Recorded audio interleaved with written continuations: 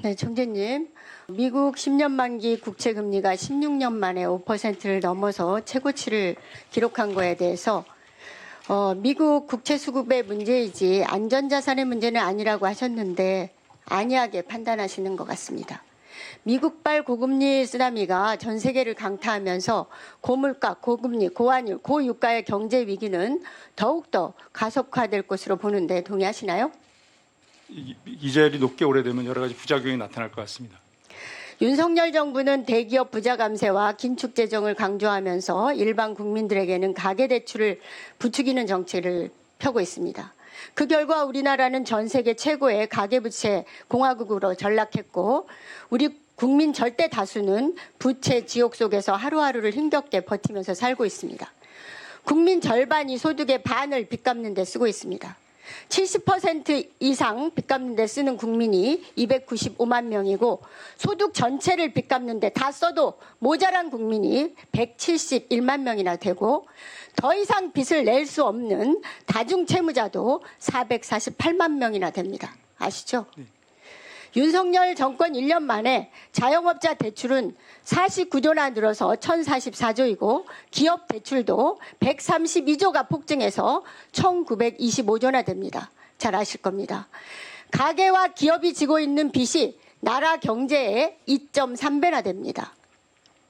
그런데 윤 정부는 주택담보대출 완화로 가계부채를 희생양 삼아 부동산 버블을 떠받치고 있는 정책을 펴고 있습니다. 그 결과 6월 현재 5대 시중은행 이자 수익은 9조 6천억이나 되면 순이익도 지난해보다 10% 이상 증가하고 있습니다. 중앙은행 총재는 대다수 국민들이 이렇게 많은 부채 지옥 속에서 허덕이고 있는데 통화, 금융정책을 책임진다면서 도대체 뭘 하고 있습니까? 정부 눈치나 보고 정부가 원하는 대로 조력이나 하면서 절대 다수 국민들의 부채가 얼마나 늘어나든 외면하고 있는 거 아닙니까? 총재는 가계부채와 기업부채가 이렇게 폭증한 것에 대해서 어떠한 책임감을 느끼고 있습니까? 가계부채의 심각성에 대해서 구체적인 대책은 뭡니까? 답변해 주시기 바랍니다. 예. 우선 존경하는 양 의원님, 제가 가계부채에 대한 경고는 제가 한국은행 총재로 취임할 때부터 했던 것으로 기억합니다. 그래서 이 가계부채는 지금 1, 2년 사이에 늘어난 것이 아니라 지난 10년을 통해서 늘어났고 특히 부동산 가격이 많이 증폭될 때 굉장히 많이 올랐습니다. 그래서 지금 이 단순히 이번 이 순간에 증가한 게 문제가 아니라 꾸준히 올랐기 때문에 이 트렌드를 바꿔야 되는 것이 위원님 말씀하신 대로 가장 중요합니다. 지금 말씀하실 때 저희가 주택담보대출을 완화해서 이런 문제가 생기지 않냐라는 말씀은 사실은 저희들 입장에서는 좀 약간 지난 10월에 내는 여러분 다 기억하시다시피 제일 큰 위험이 부동산 시장이 경착륙해서 가계부채뿐만 아니라 부동산 PF가 잘못되는 거였습니다. 그래서 그걸 완화하기 위해서 금리를 올리는 상황에서 가계대출을 조금 완화시켰는데 그로 인해서 이 트렌드가 좀 바뀌어서 다시 강화시켜서 이 가계대출이 떨어지는지 보고자 합니다. 그래서 그런 시점 따라 조절하고 있는 상황을 봐주시고요. 저희가 어떤 역할을 했는지만 말씀하세요. 한국은행은 어떤 책임을 느낍니까?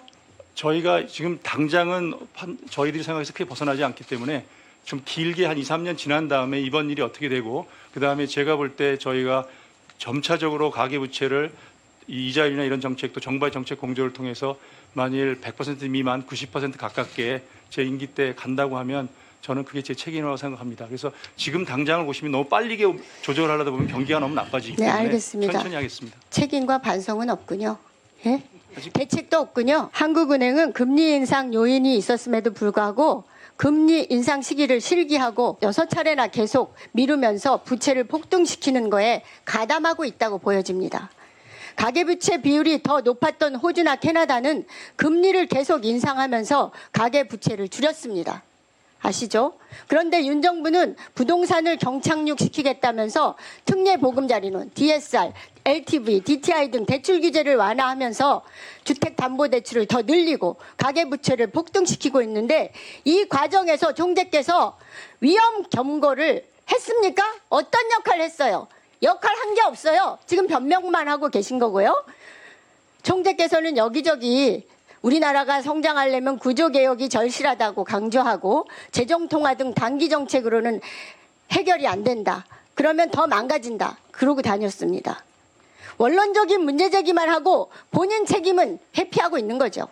정부가 부자 감세 등으로 대규모 세수 펑크가 나자 마이너스 통장 쓰듯이 한국은행으로부터 역사상 가장 큰 113조나 일시차입금을 쓰고 심지어 적금 깨듯이 환율 방어를 위한 외국한 평형기금 수십조까지 돌려막기에 동원하겠다고 하는데도 국가 부도 사태로 치닫고 있는데도 기재부나 대통령이 하라는 대로 하고 있는 겁니다. 중앙은행 총재께서는 한국은행이 지난해 김진태발 채권 위기 시에 대출 제도를 개편하더니 올해는 새마을금고 뱅크런 후에 다시 한번 대출 제도를 개편했습니다.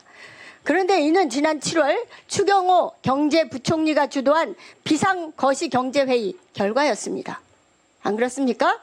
영리 기업에만 여신할 수 있도록 되어 있는 한국은행법 80조를 임의로 해석하게 해서 새마을금고에까지 여신할 수 있도록 만들고 제2금융권까지 넣어서 적격담보대출 범위를 확대했습니다. 기재부가 요구해서 이런 결정한 거 맞죠? 중앙은행이 정부의 요구 없이 느닷없이 알아서 이런 결정을 할 수는 없는 거 아니겠습니까? 하느니 새마을금고 등 40조를 공급한다고 발표했는데 지금까지 지원한 실적 있습니까? 중앙회에 유동성을 저한테 간접적으로 저희 지원했습니다. 얼마 지원했습니까? 정확한 숫자는 지금 제가 기억을 어느 정도 언제?